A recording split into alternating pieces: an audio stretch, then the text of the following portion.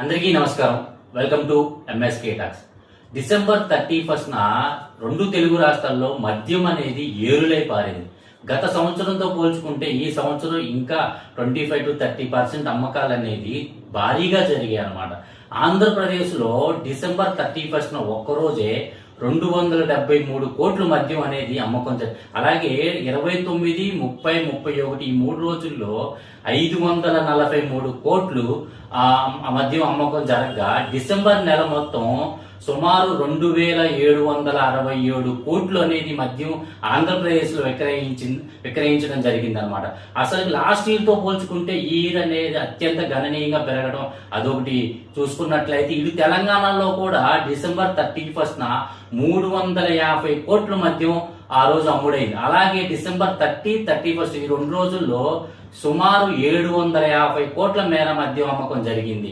అలాగే డిసెంబర్ నెల మొత్తం పోల్చుకుంటే సుమారు 5100 కోట్లు మన మద్యం అనేది అమ్మకం జరిగింది అనమాట.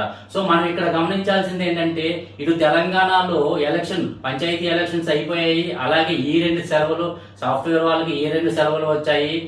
అలాగే ఈ రెండింగ్ కారణంగా ఫెస్టివల్స్ ఇవన్నీ లాంగ్ డిస్టెన్స్ తీసుకునే వాళ్ళకి ఇవన్నీ ఒక ఆసరాగా ఉండి ఈ మద్యం అనేది అమ్మకం ఇంత గణనీయంగా జరిగింది. ఇది ఒక బార్లలోనే రెస్టారెంట్లోనే కానీ మొత్తం ఇటు వైన్స్ లో కానీ అటు బార్లలో కానీ రెస్టారెంట్ పూర్తి ఈ యొక్క సమాచారం అన్నమాట. అంటే ఈ రోజు మన రాష్ట్ర ఆదాయం కొంత మేరకు ఈ మద్యం అమ్మకం మీద మనం ఆధారపడుతున్నామంటే ఈ యొక్క గణనాంకాలు హాస్యాస్పదంగా కూడా ఉంది. ఒకవేళ ఈ మద్యం అనేది మనం ఏదైతే ఆపేసినా ఇది అనేది బ్లాక్ లో కూడా మద్యం నడుస్తూ ఉంటుంది. ఇది అనేది ఎప్పటికీ ఆగదు. మనం ఎప్పుడైతే ఉత్పత్తి పెంచుతున్నామో తాగే వాళ్ళ సంఖ్య కూడా అదే విధంగా పెరుగుతుంది.